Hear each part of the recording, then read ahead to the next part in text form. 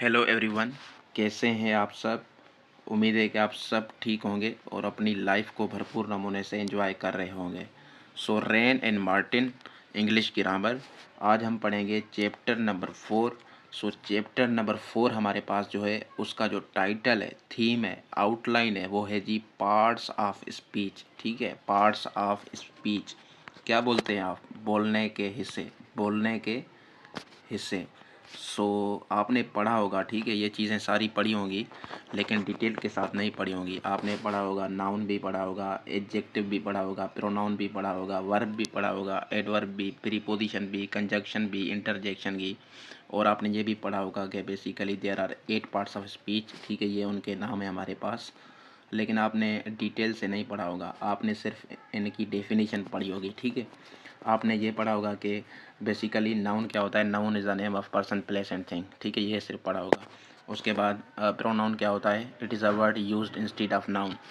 Adjective, it qualifies noun and pronoun, इस तरह पढ़ा होगा। और verb, verb is a action word, इस तरह कुछ पढ़ा होगा। और उसके बाद एडवर्ब की डेफिनेशन आपने पढ़ी होगी, इट मॉडिफाइज एडजेक्टिव, वर्ब और अनदर एडवर्ब, इसी तरह पढ़ा होगा, लेकिन आपको कॉन्सेप्ट इतना नहीं होगा। उसके बाद प्रीपोजिशन को आपने पढ़ा होगा, it is use to show relationship between noun and pronoun. उसके बाद कंजक्शन के बारे में आपने एक आम सी डेफिनेशन पढ़ी होगी, conjunction is a joining word. ठीक है, ये पढ़ी होगी। इंटरजेक्शन में आपने पढ़ा होगा, इट शोज़ या expresses sudden feelings and emotions in this sentence. ठीक है, सो आपने इस तरह पढ़ा होगा, लेकिन पार्ट्स ऑफ स्पीच को डिटेल से आपको आना चाहिए, क्योंकि पार्ट्स ऑफ स्पीच में बहुत सारे क्वेश्चंस आते हैं आपके एग्ज़ाम्स में, चाहे आईबीए हो या सीएसएस हो। ठीक है, पार्ट्स ऑफ स्पीच की आइडेंटिफिकेशन ये भी आपको आनी चाहिए। और उसके अलावा आपको पता होना चाहिए कि इंग्लिश में जो एक वर्ड होता है वो डिफरेंट पार्ट्स ऑफ स्पीच के तौर पर काम कर सकता है। सो वो भी आपको आना चाहिए। So let's start. ठीक है जी, सबसे पहले तो हम डेफिनेशन को क्लियर करते हैं। सो पार्ट्स ऑफ स्पीच की बेसिकली डेफिनेशन क्या बनती है। ठीक है, वैसे टीचर्स पढ़ाते नहीं है डेफिनेशन पार्ट ऑफ स्पीच की। सो इसको हम देखते हैं कि बेसिकली आप किस तरह डेफिनेशन निकालते हैं पार्ट्स ऑफ स्पीच की, ताकि सारा कॉन्सेप्ट आपका क्या हो जाए, क्लियर हो जाए। सो देखें जी, पार्ट्स ऑफ स्पीच की डेफिनेशन क्या यहाँ पर लिखी हुई है। बोल रहा है, words are divided into different kinds are classes. ठीक है, वर्ड्स आर डिवाइडेड, मैं इसको थोड़ा जो है ना पेन को हल्का करता हूँ ताकि आपके समझ में आ जाए। सो ये देखें, वर्ड्स, ठीक है, कहता है words are divided into different kinds are classes. ठीक है, वर्ड्स को, लफ्ज़ों को तकसीम किया गया है, डिवाइड किया गया है डिफरेंट किस्मों में और क्लासेस में, जिसको हम क्या बोलते हैं, पार्ट्स ऑफ स्पीच, जिसको हम क्या बोलते हैं, पार्ट्स ऑफ स्पीच, यानी कि बोलने के हिस्से। अच्छा जी, आगे देखें, आगे मेन चीज़ लिखी हुई है, अकॉर्डिंग टू देयर यूज़। ठीक है, उन वर्ड्स का इस्तेमाल, that is according to the work they do in a sentence, मतलब जो वर्ड्स जुमले में काम करता है उसके मुताबिक। ठीक है, हम वर्ड्स को क्या करते हैं, डिवाइड करते हैं, तकसीम करते हैं डिफरेंट काइंड्स और क्लासेस में। उस डिफरेंट काइंड्स और क्लासेस को हम क्या बोलते हैं, पार्ट्स ऑफ स्पीच का नाम देते हैं। क्या देते हैं, parts of speech. Let suppose मैं आगे जाकर आपको एग्जांपल देता हूँ कि हमारे पास एक वर्ड है आफ्टर। ठीक है, आफ्टर, अब ये जो वर्ड है आफ्टर, ठीक है, ये प्रीपोजिशन का भी काम कर सकता है। ठीक है, एडवर्ब का भी काम कर सकता है, कंजक्शन का भी काम कर सकता है। सो मतलब कि हमें ये देखना है कि बेसिकली ये जो हमारे पास वर्ड्स हैं वो किस तरह का जुमला में काम कर रहे हैं। ठीक है, उनकी पोजीशनिंग, उनका फंक्शन, उसके मुताबिक हम क्या बनाते हैं, पार्ट्स ऑफ स्पीच बनाते हैं। So that is known as parts of speech. So उम्मीद है कि आपकी ये तो क्लियर हो गई होगी। उसके बाद बड़ी कन्फ्यूजन रहती है कि पार्ट्स ऑफ स्पीच आखिर हमारे पास कितने हैं। सो आपको टीचर्स मेनली पढ़ाते हैं कि बेसिकली आपके पार्ट्स ऑफ स्पीच कितने हैं, 8 हैं। ठीक है, कितने हैं जी, 8 है। सो आपने छोटी क्लास में भी पढ़ा होगा, there are 8 parts of speech. So अभी यहाँ पर भी हमारे पास कितने पार्ट्स ऑफ स्पीच हैं, 8 ही हैं। ठीक है, सो उनके नाम आपको याद रखने, कौन कौन से हमारे पास पार्ट्स ऑफ स्पीच हैं। सो सबसे पहला आपका है नाउन। ठीक है, नाउन मतलब इस्म। उसके बाद है एडजेक्टिव मतलब सिफत। उसके बाद है जी प्रोनाउन मतलब ज़मीर। उसके बाद वर्ब मतलब फ़ेल। ठीक है, उसके बाद एडवर्ब मतलब ज़र्फ़। उसके बाद प्रीपोजिशन मतलब हर्फ जार, उसके बाद कंजक्शन हर्फ जुमला, उसके बाद इंटरजेक्शन हर्फ निदा। सो ये उर्दू में इसके नाम आना मैटर नहीं करता आप, क्योंकि मैं यहाँ पर इंग्लिश ग्रामर पढ़ा रहा हूँ, ठीक है। सो आप कॉन्सेप्ट को बस समझते जाएं। सो आइए जी स्टार्ट करते हैं। सबसे पहला जो हमारे पास पार्ट्स ऑफ स्पीच है वो क्या है? नाउन है। अच्छा, एक और क्वेश्चन आपसे मैं पूछता हूँ इन द मिड लेक्चर, ठीक है, कि मुझे बताएं ए एन द, क्या ये पार्ट्स ऑफ स्पीच का हिस्सा है या नहीं? ठीक है, क्या ये जो आर्टिकल्स हैं ए एन द, ये पार्ट्स ऑफ स्पीच का हिस्सा है या नहीं? क्योंकि बाज़ लोग जो है ना 9 पार्ट्स ऑफ स्पीच पढ़ाते हैं, जो कि गलत है। आर्टिकल्स को भी वो किस में शुमार करते हैं? इन आर्टिकल्स को वो शामिल कर लेते हैं किस में? पार्ट्स ऑफ स्पीच में, जो कि क्या है? गलत है। पार्ट्स ऑफ स्पीच हमारे कितने हैं? 8 ही हैं। सो ये नोट करते जाएं। सो आइए स्टार्ट करते हैं वन बाय वन। इनका यहाँ पर हम सिर्फ बर्ड्स आई व्यू करेंगे, ठीक है, ऊपर ऊपर से देखेंगे। डिटेल से आगे जाकर इसके अलग वाइज चैप्टर हैं, सो उसको हम डिटेल से वहाँ पर स्टडी करेंगे। लेकिन फिर भी यहाँ पर इसका इंट्रोडक्शन हो जाए। ये जो जितने हमारे पास 8 आ रहे हैं, noun, adjective, pronoun, verb, adverb, preposition, conjunction, interjection, यहाँ पर इनको हल्का हल्का देख लेते हैं। अच्छा जी, सो सबसे पहला जो हमारे पास पार्ट्स ऑफ स्पीच है वो है नाउन, ठीक है। नाउन को अगर हम देखें तो आपका ये लैटिन वर्ड, ठीक है, लातिनी ज़बान नोमेन से निकला है, लैटिन नोमेन। और नोमेन, ठीक है, यहाँ पर, ठीक है जी, नोमेन। और नोमेन का मतलब क्या होता है? नोमेन का मतलब होता है नेम, मतलब कोई भी नाम, ठीक है। So noun has been taken from the Latin word nomen which means name, मतलब नाम।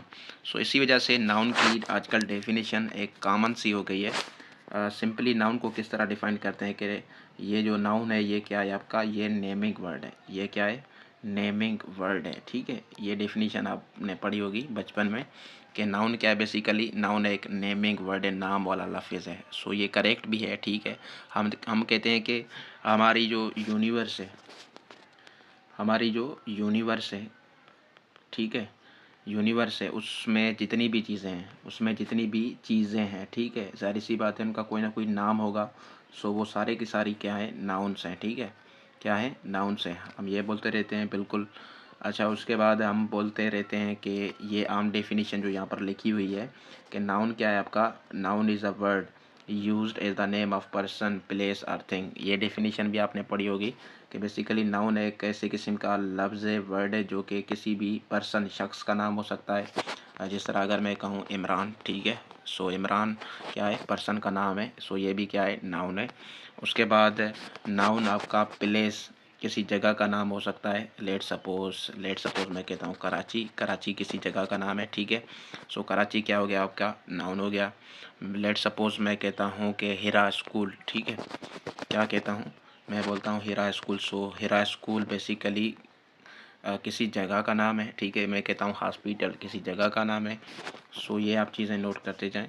उसके बाद थिंग, कोई भी चीज़ हो, ठीक है, जिस तरह पेन हो गया, बुक हो गया, टेबल हो गई, ठीक है। सो ये सारे के सारे हमारे पास क्या है? ये सारे के सारे क्या है? नाउन है। अच्छा जी, उसके बाद ये हमारे पास आते हैं ब्रेवरी, ठीक है, ब्रेवरी, बहादुरी, ठीक है। सो आप पढ़ेंगे एब्स्ट्रैक्ट नाउन। क्या पढ़ेंगे? जब एब्स्ट्रैक्ट नाउन पढ़ेंगे आपको पता लग जाएगा कि ब्रेवरी, चाइल्डहुड, ठीक है, एब्स्ट्रैक्ट नाउन पढ़ेंगे। सो उसमें हम सारी चीज़ें और क्लियर करेंगे, इसका चैप्टर पढ़ेंगे। सो एब्स्ट्रैक्ट नाउन आपका इसम ज़ात जो होता है, ठीक है। ब्रेवरी, हर वो चीज़ जिसको हम ना देख सकें, ना सुन सकें, टेस्ट कर सकें, टच भी ना कर सकें, लेकिन सिर्फ़ और सिर्फ एब्स्ट्रैक्ट नाउन को क्या किया जाता है? फ़ील किया जाता है, ठीक है, महसूस किया जाता है। सो उसको हम बोलते हैं क्या? एब्स्ट्रैक्ट नाउन, ठीक है। अच्छा, उसके बाद ज़ाहिर सी बात है आप आगे जाकर एब्स्ट्रैक्ट नाउन की डेफिनेशन में पढ़ेंगे कि ये जो नाउन है बेसिकली ये नेम होता है।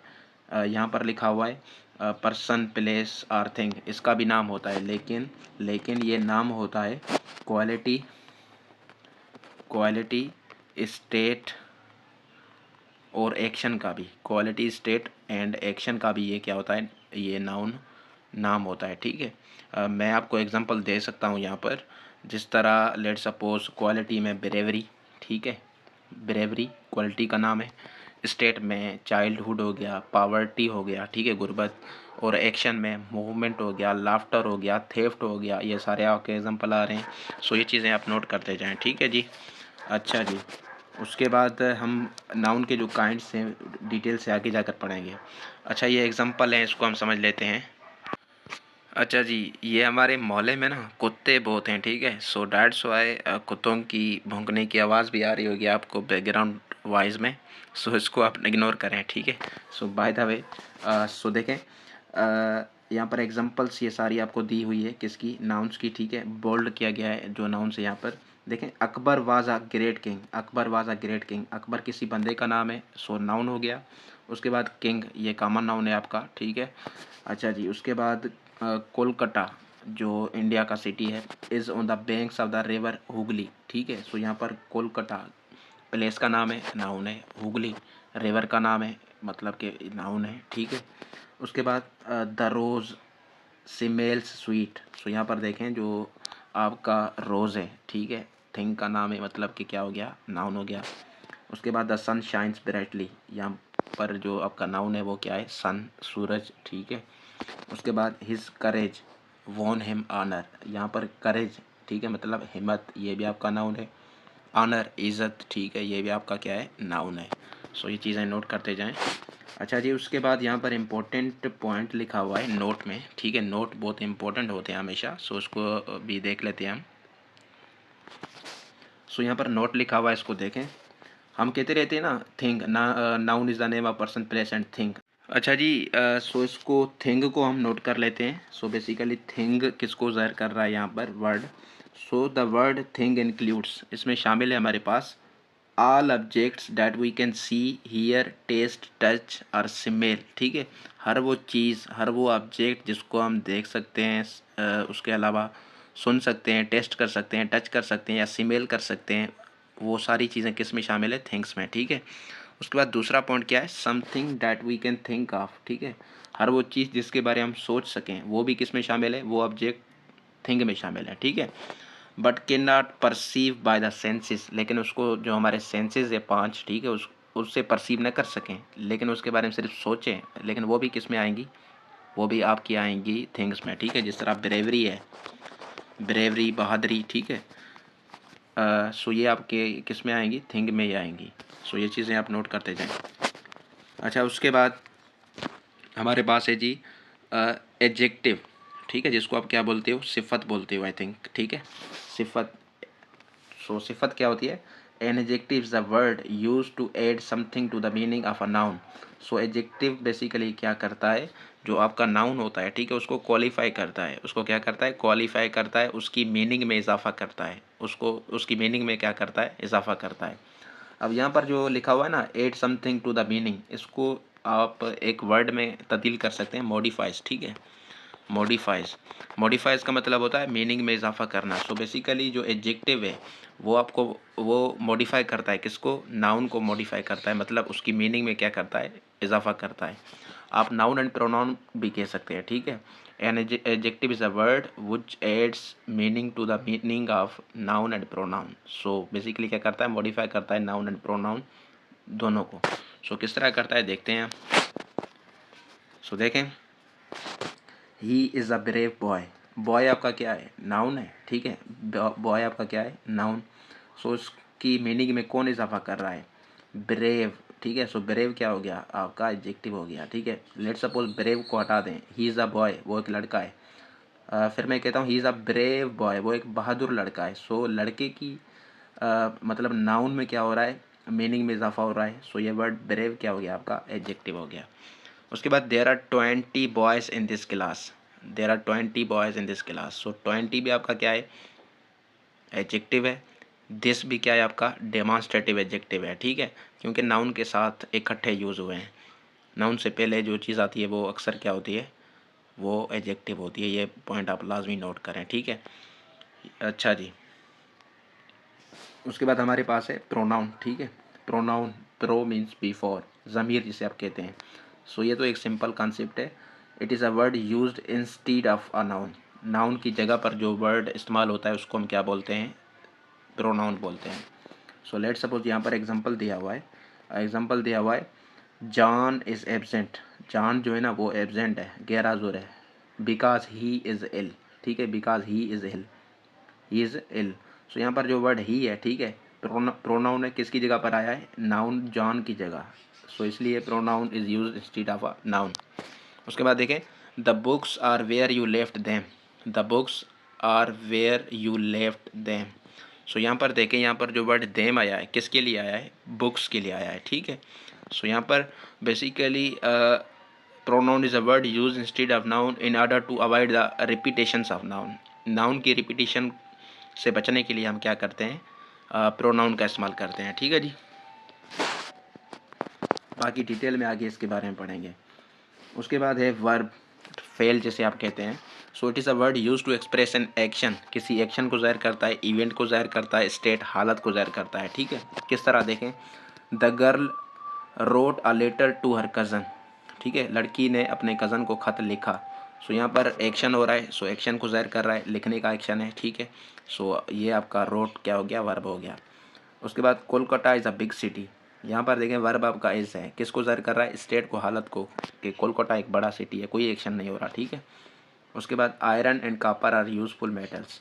सो आपका वर्ब ये है, यहाँ पर आर स्टेट को ज़ाहिर कर रहा है। ठीक है जी, सो ये आप चीज़ें नोट करते जाएँ। वर्ब एक्सप्रेस करता है एक्शन, इवेंट और स्टेट को। उसके बाद ये हमारे पास जो ब्रिलियंट कॉन्सेप्ट आ रहा है वो आ रहा है एडवर्ब का। किसका आ रहा है, एडवर्ब। ठीक है, सो एडवर्ब मतलब क्या होता है, ज़र्फ। ठीक है, एडवर्ब मतलब ज़र्फ। सो एडवर्ब क्या करता है, एडवर्ब एक ऐसा वर्ड है use to add something to the meaning of a verb, an adjective और another adverb. So adverb ज़र्फ क्या करता है, ये मीनिंग में इजाफा करता है, किसकी, एक तो वर्ब की, ठीक है, दूसरा एडजेक्टिव की, और तीसरा अदर एडवर्ब की। ठीक है, सो इन चीज़ों को क्या करता है, मॉडिफाई करता है, इसकी मीनिंग में क्या करता है, एडवर्ब इजाफा करता है। ठीक है, ये चीज़ें आप नोट करें। सो किस तरह करता है देखें। सो फर्स्ट एग्जांपल हमारे पास है ही, ये एग्जांपल। ठीक है, he worked the sum quickly. So यहाँ पर क्विकली आपका क्या है, एडवर्ब है। ठीक है, किसको मॉडिफाई कर रहा है, ये जो आपका वर्ब है वर्कड। लेट सपोज क्विकली को हटा दें, ही वर्कड द सम। ठीक है, उसने, सम का मतलब हिसाब है, यहाँ पर उसने हिसाब पर काम किया। सो यहाँ पर मैं कहता हूँ कि जल्दी से किया, ज़ाहिर सी बात है, काम को जल्दी से किया ना, जो एक्शन है। सो किसको मॉडिफाई कर रहा है, यहाँ पर क्विकली जो है ना, यहाँ पर वर्ब को मॉडिफाई कर रहा है, जो कि है हमारे पास वर्ब वर्कड। ठीक है जी, सो ये आप नोट करें, वर्ब को मॉडिफाई करता है एडवर्ब। उसके बाद नेक्स्ट हमारे पास है this flower is very beautiful. This flower is very beautiful. ठीक है, यहाँ पर देखें ब्यूटीफुल आपका क्या है, एडजेक्टिव है। ठीक है, क्या है, एडजेक्टिव। सो यहाँ पर इसकी मीनिंग में कौन इजाफा कर रहा है, वेरी। सो वेरी क्या है, वेरी आपका हो गया एडवर्ब। वेरी क्या हो गया, आपका एडवर्ब हो गया। ठीक है, मतलब कि अगर वेरी को हटा दें, दिस फ्लावर इज़ ब्यूटीफुल, ये फ्लावर जो है ना खूबसूरत है, मैं कहता हूँ कि वो फ्लावर जो है ना बहुत खूबसूरत है। सो यहाँ पर बहुत खूबसूरत, सो वेरी मॉडिफाई कर रहा है एडजेक्टिव को, सो वेरी क्या हो गया, एडवर्ब हो गया। उसके बाद हमारे पास है जी, she pronounced the word quite correctly. ठीक है, she pronounce the word quite correctly. So correctly आपका क्या है, एडवर्ब है। ठीक है, क्योंकि ये मॉडिफाई कर रहा है किसको, प्रोनाउंस्ड को, वर्ब प्रोनाउंस्ड को। उसके बाद मैं कहता हूँ क्वाइट, बिल्कुल ही करेक्टली। ठीक है, सो यहाँ पर जो क्वाइट है किसको मॉडिफाई कर रहा है, इस एडवर्ब को। सो एडवर्ब को भी मॉडिफाई करता है। ठीक है, she pronounce the word quite correctly. उसके बाद हमारे पास है जी प्रीपोजिशन, जिसे आप कहते हैं हर्फ jar. So preposition is a word used with a noun और प्रोनाउन, जो कि नाउन और प्रोनाउन के साथ इस्तेमाल होता है, किस लिए, to show how the person or thing denoted by the noun और pronoun stands in relation to something else. ठीक है, सो बेसिकली ये रिलेशनशिप ज़ाहिर करता है between noun and pronoun. It shows relationship. ठीक है, relationship between noun and pronoun in the sentence, between noun and pronoun. ठीक है, सिंपल डेफिनेशन ये आप याद करें बस। कि जो नाउन और प्रोनाउन के दरमियान जो रिलेशनशिप शो करे उसको हम क्या बोलते हैं, प्रीपोजिशन बोलते हैं, ताल्लुक़ ज़ाहिर करे। सो देखें किस तरह, ये देखें जी, there is a cow in the garden, there is a cow in the garden, यहाँ पर प्रीपोजिशन है आपका इन, ठीक है। काऊ और गार्डन नाउन के बीच में, काऊ और गार्डन दोनों नाउन है, इसके बीच में रिलेशनशिप शो कर रहा है in. The girl is fond of music, the girl is fond of music, ठीक है, लड़की जो है शौकीन है मौसीकी की। The girl is fond of music, so of preposition है। उसके बाद है जी, a fair little girl sat under a tree, sat under a tree, so यहाँ पर आपका प्रीपोजिशन है अंडर, ठीक है। सो ये आप नोट करते जाएं। उसके बाद हमारे पास है कंजक्शन, हरफ जुमला जिसे हम बोलते हैं, ठीक है, क्या बोलते हैं, हरफ जुमला, conjunction. So conjunction is a word use to join words और सेंटेंसेस, ये वर्ड्स को, फ्रेजेस को और सेंटेंसेस को क्या करता है, ज्वाइन करता है, मिलाता है। सो इसलिए हम इसे बोलते हैं कंजक्शन। क्या है, बेसिकली ज्वाइनिंग वर्ड है आपका। कंजक्शन क्या है, ज्वाइनिंग वर्ड है, मिलाने का काम करता है, ठीक है, वर्ड्स को भी, सेंटेंसेस को भी और फ्रेजेस को भी। सो ये चीज़ें नोट करते जाएं। किस तरह देखें, Ram and Hari are cousins, Ram and Hari are cousins. So यहाँ पर देखें, राम भी एक वर्ड है, हरी भी वर्ड है, दोनों को कौन मिला रहा है, एंड। सो एंड क्या हो गया, कंजक्शन हो गया, ठीक है। यहाँ पर देखें, two and two make four, so यहाँ पर टू भी वर्ड है, टू, ये टू भी वर्ड है, दोनों को कौन मिला रहा है, and. So and is a conjunction. यहाँ पर देखें, आई रेन फास्ट, मुकम्मल जुमला है, बट मिस्ड द ट्रेन, ठीक है। सो ये भी मुकम्मल जुमला है, दोनों जुमलों को कौन जोड़ रहा है, बट कंजक्शन। सो ये क्या है, बट कंजक्शन है, ठीक है, ये आप नोट करते जाएं।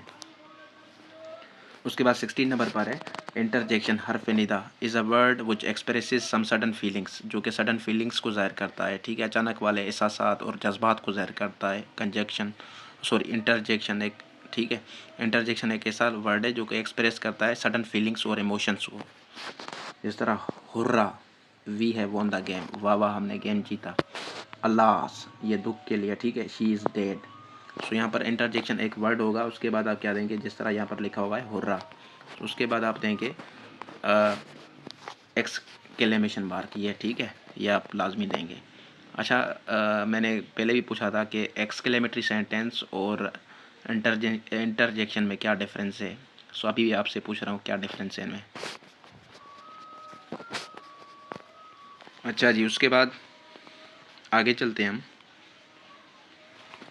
कुछ इम्पोर्टेंट ये कॉन्सेप्ट हमारे पास आ रहे हैं, ठीक है, इसको भी हम बड़ी बाखूबी से पढ़ेंगे। कहता है कि सम मॉडर्न ग्रामर्स इंक्लूड डेटरमाइनर्स, ठीक है, जो मॉडर्न ग्रामर है उसमें शामिल किए गए हैं कुछ determiners among the parts of speech. Parts of speech तो है ही है, लेकिन हमारे पास मॉडर्न ग्रामर में एक कॉन्सेप्ट है डेटरमाइनर्स, ठीक है। सो 1 मिनट देखें, determiners are words like a an the, ठीक है। डिटरमाइनर कौन कौन से हो सकते हैं, आपके आर्टिकल्स हो सकते हैं ए एन और दा, ठीक है, ये डिटरमाइनर्स हैं। This, that, these, those, every, each, some, any, my, his, one, two, etc, ये सारे क्या है, डिटरमाइनर्स हैं, ठीक है। वाई, क्योंकि ये डिटरमाइन करते हैं या लिमिट करते हैं किसकी मीनिंग की, किसकी मीनिंग को, नाउन्स की मीनिंग को, ठीक है। लेट सपोज मैं कहता हूँ कि वन बुक, ठीक है। सो यहाँ पर बुक क्या हो गया, मतलब कि एक बुक हो गया, ठीक है, लिमिट लग गई बुक पर, नाउन पर। मैं कहता हूँ 2 बुक्स, सो यहाँ पर 2 बुक्स, ठीक है, मतलब कि 2 लगा दिया तो लिमिट लग गई कि भाई 2 बुक्स ही हैं, ठीक है। उसके बाद मैं कहता हूँ कि ए बुक, सो यहाँ पर लिमिट लग गई कि एक ही बुक है, ठीक है। सो इसको हम क्या बोलते हैं, डिटरमाइनर्स बोलते हैं। अच्छा जी, कहता है कि in this book as in many traditional grammars all determiners except a an and the are classed among adjectives. कहता है कि ए एन और द को छोड़कर बाकी जितने भी हमारे पास ये जो मैंने आपको बताया, this, that, these, those, each, some, any, my, his, own, one, two, ये सारे के सारे मतलब के फंक्शंस करते हैं किसका, एडजेक्टिव्स का, ठीक है। एडजेक्टिव एडजेक्टिव्स में हम इसको शुमार करते हैं, लेकिन आर्टिकल्स की अपनी कैटेगरी है, लेकिन आर्टिकल्स भी हमारे पास क्या है, डिटरमाइनर से हैं। उसके बाद इम्पोर्टेंट कॉन्सेप्ट आपका आ रहा है यहाँ पर। इम्पोर्टेंट कॉन्सेप्ट यही है कि आपका एक वर्ड, ठीक है, वन वर्ड वो डिफरेंट पार्ट्स ऑफ स्पीच के तौर पर काम कर रहा है, ठीक है, डिफरेंट पार्ट्स ऑफ स्पीच के तौर पर क्या कर रहा है, काम कर रहा है। सो मैंने आपको बताया, ठीक है, पार्ट्स ऑफ स्पीच की डेफिनेशन में कि words are divided into different kinds and classes according to their functions in the sentence, उसके मुताबिक हम जज करते हैं, ठीक है। सो यहाँ पर बेसिकली आपका वर्ड है आफ्टर, ठीक है, आफ्टर। ये जो आफ्टर है ये एडवर्ब का भी काम कर रहा है, प्रीपोजिशन का भी, कंजक्शन का भी। आपको कैसे पता चले, देखें। सो दे अराइव्ड सून आफ्टर, दे अराइव्ड सून आफ्टर। सून क्या है यहाँ पर, सून आपका मतलब जल्दी, मतलब एडवर्ब है, ठीक है, इस क्योंकि ये मॉडिफाई कर रहा है अराइव्ड को, लेकिन मैं कहता हूँ कि सून आफ्टर, ठीक है, उसके बाद जल्दी। सो ये जो आफ्टर है किसको मॉडिफाई कर रहा है, एडवर्ब सून को मॉडिफाई कर रहा है ना। सो इसीलिए आफ्टर यहाँ पर क्या है, किसका काम कर रहा है, एडवर्ब का काम कर रहा है। उसके बाद दे अराइव्ड आफ्टर अस, दे अराइव्ड आफ्टर अस, दे और अस के बीच में रिलेशनशिप कौन शो कर रहा है, आफ्टर। सो ये क्या है, आफ्टर यहाँ पर प्रीपोजिशन है। उसके बाद हमारे पास है जी they arrived after we had left. यहाँ पर देखें, दे अराइव्ड मुकम्मल सेंटेंस से, वी हैड लेफ्ट मुकम्मल सेंटेंस से, दोनों को कौन जोड़ रहा है, आफ्टर। सो आफ्टर किसका काम कर रहा है, कंजक्शन का काम कर रहा है। सो एक word different parts of speech के तौर पर काम कर रहा है, ठीक है। अच्छा जी, उसके बाद आई थिंक आपके लिए एक्सरसाइज नंबर 2 है रैन एंड मार्टिन की, जो कि बहुत ही इम्पोर्टेंट है ये एक्सरसाइज, ठीक है। ये आपका होमवर्क है, आप कमेंट में लाजमी करें। लेक्चर देखा होगा आपने, सो आपको समझ आई होगी, ठीक है। सो कमेंट करें इनके आंसर्स। ये आपके लिए क्या है, ऐसे समझो कि होमवर्क है। मैं फिर भी बता देता हूँ क्या कह रहा है। Name the part of speech of each italicised word in the following sentences giving in each case your reason for the classification. Reason भी देनी है और बताना है कि ये जो वर्ड इटालिक लैंग्वेज में लिखे हैं, ठीक है, वो पार्ट्स ऑफ स्पीच में किसके तौर पर काम कर रहे हैं। जिस तरह यहाँ पर देखें, स्टिल वाटर्स रन डीप, यहाँ पर स्टिल क्या है, स्टिल पार्ट्स ऑफ स्पीच में। He still lives in that house, यहाँ पर ये स्टिल क्या है। सो ये आपका होमवर्क है, नहीं तो मैं करा दूँगा। Thank you.